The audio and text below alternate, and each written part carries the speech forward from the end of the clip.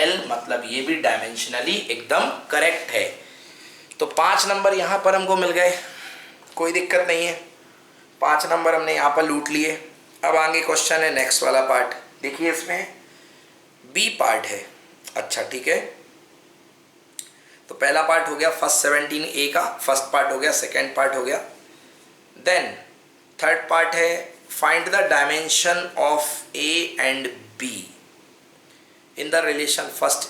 तो इसमें हमको ए और बी की रिलेशन बतानी है, डायमेंशन बतानी है। चलिए देखते हैं, ज़्यादा मुश्किल सवाल नहीं है ये, पहले इसको आप लोग नोट कर लीजिए, अच्छे से देख लीजिए। यहाँ पे कोई दिक्कत हो तो बताइए मुझे, कमेंट बॉक्स में लिखिए, आपकी डाउट्स बिल्कुल सॉल्व होंगे।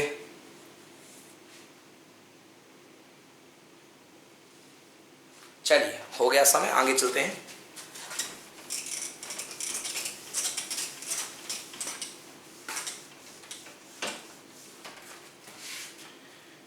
देखो तो क्या कह रहा है, find the dimension of A and B in the relation P equal to B minus X square upon A T. Pressure equal to है B minus X square upon A T. A और B का dimension find करना है। देखो तो देखो भाई, ए की डायमेंशन की तो बाद में बात करेंगे, यहाँ पर ये देखो ये टर्म डिफरेंस में है, और क्या कहता है रूल डायमेंशनल एनालिसिस का कि दो जो क्वांटिटी ऐड करोगे या सब्ट्रैक्ट करोगे उनकी डायमेंशंस एक होनी चाहिए। ये सब्ट्रैक्ट हो रहा है, कौन सब्ट्रैक्ट हो रहा है, बी में से एक्स स्क्वायर, मतलब जो बी की डायमेंशन होगी वो एक्स स्क्वायर के डायमेंशन के इक्वल होगी। एक्स क्या है यहाँ पर, डिस्प्लेसमेंट है। जी हाँ, बोला गया है कि यहाँ पर p पावर है, x डिस्टेंस है, ओके, p यहाँ पर पावर है, x डिस्टेंस है और t टाइम है। तो x डिस्टेंस है, तो इस टर्म के लिए हम बात करें तो जो डायमेंशन होगा b का वो डायमेंशन एक्स स्क्वायर के इक्वल होगा। कंपेयर करते हैं, so dimension of b is equal to dimension of x square, so dimension of b is equals to l का स्क्वायर। ओके, तो b की डायमेंशन किसके इक्वल आ गई, l के स्क्वायर के। चलिए ये अच्छी बात है।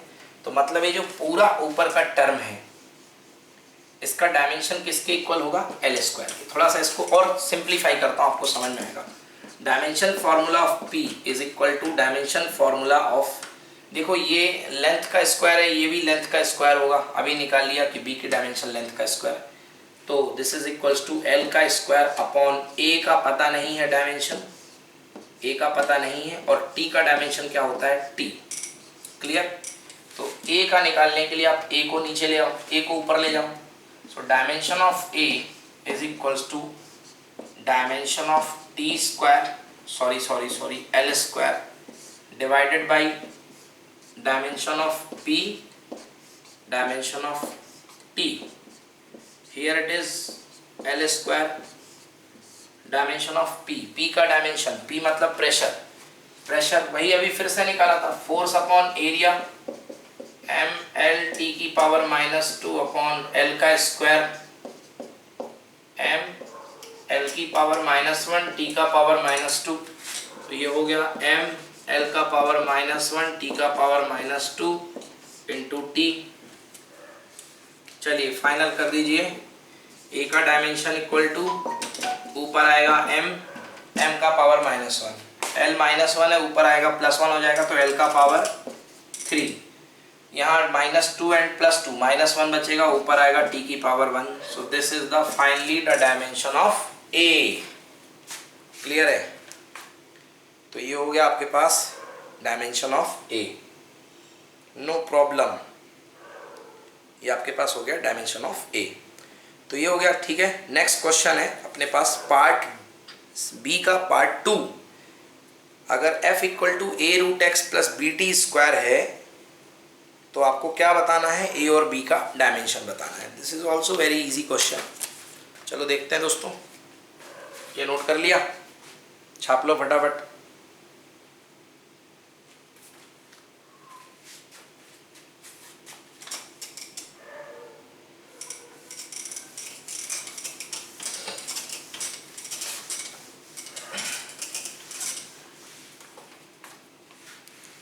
चलो देखते हैं फिर कैसे करना है अपन के पास। ये क्वेश्चन है अपने पास, f equal to a root x plus B T square, a और b का डायमेंशंस फाइंड करना है। क्वेश्चन लिखो, f इज इक्वल टू दिया गया है a root x plus B T का स्क्वायर। सिंपल, लेफ्ट पार्ट क्या है, फोर्स है, राइट पार्ट क्या है, ए रूट एक्स और बी टी स्क्वायर। तो फोर्स की डायमेंशन क्या होंगी, इसके इक्वल होगी। पहला पार्ट करते हैं, A dimension of A root X is equal to dimension of force F. A का डायमेंशन, रूट एक्स का डायमेंशन। रूट एक्स देखो बच्चों, रूट मतलब पावर 1/2 और x की जगह क्या आएगा, लेंथ। अभी बोला था मैंने x डिस्टेंस है x, तो डिस्टेंस क्या होती है, लेंथ होती है। तो लेंथ की power 1/2 is equal to f।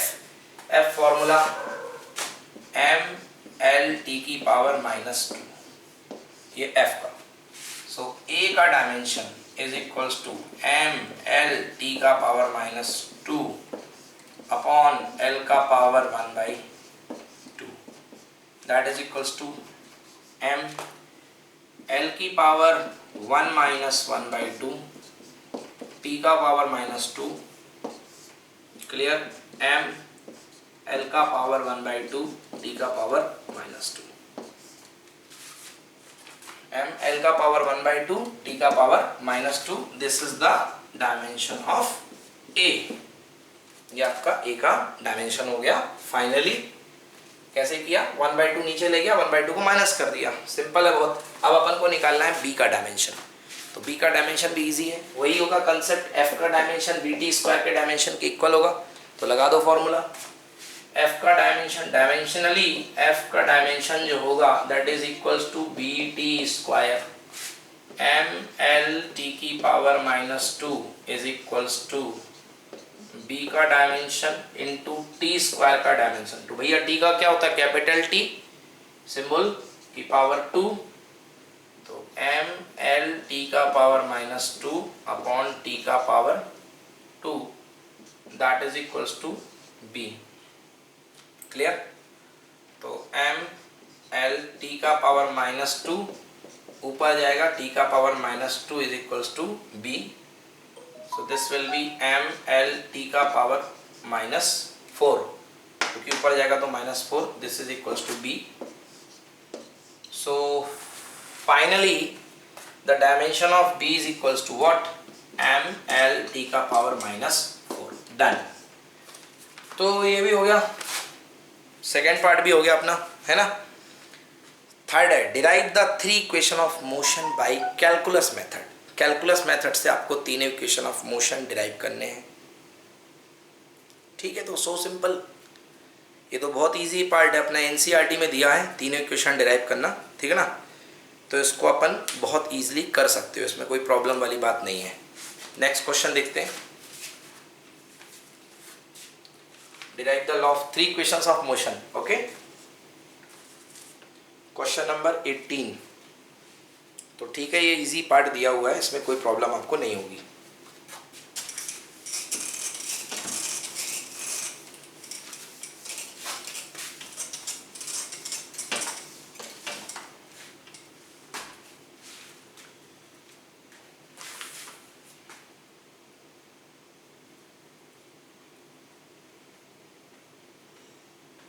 देखिए, अब फर्स्ट थ्योरी पार्ट की बात करें इक्वेशन ऑफ मोशन डिराइव करने के लिए, तो ज़्यादा समय नहीं लगने वाला है, इसमें देख लेते हैं।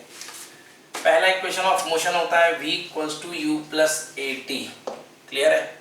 तो आप सब लोग जानते हो कि एक्सेलरेशन इज इक्वल्स टू होता है dv by d t. Acceleration equal to हुआ करता है dv by d t. So you can write dv by d t is equals to a।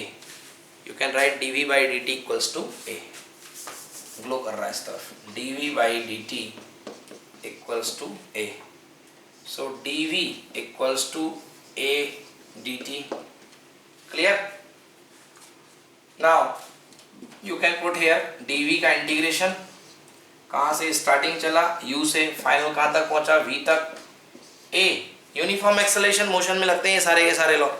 Accelerated motion uniform है ना, तो एक्सेलरेशन कांस्टेंट होता है a बाहर, and time dt, starting time क्या था 0, फाइनल टाइम क्या था t।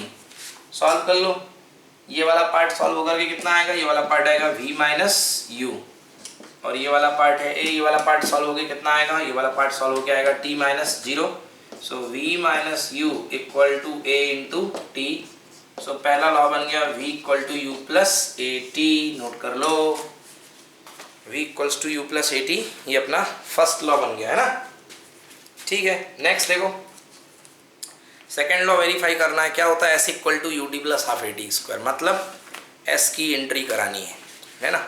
तो s की एंट्री होगी वो भी एक्सेलेरेशन के बाद, तो कैसे करते हैं देखो, आप सब लोग जानते हो कि a इज इक्वल्स टू होता है dv बाई dt। यदि a को मैं लिखना चाहूँ तो लिख सकता हूँ dv by dx into dx by dt। भाई dx बाई dt क्या होता है, dx बाई dt होता है v, तो a dv by a equal to dv by dx into v। Clear है, ये हो गया मेरे पास v। तो देखो कैसे करेंगे इसको, a, एक काम करो, a है dx को यहाँ ले आओ, यहाँ पर कितना बचा v dv, a dx equal to v dv, a dx equal to v की जगह क्या है u, v equal to u plus A t into dv। Clear है, v equals to u plus A t into dv।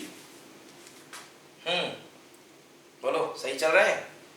अब अपन को इसको integrate करना है, तो a dx के टर्म में यहाँ पे इंटीग्रेट होगा, और यहाँ पर किसके टर्म में इंटीग्रेट कर दूं, यहाँ पर मैं v था तो यहाँ पर आएगा ut plus half a t square चाहिए यार अपन को।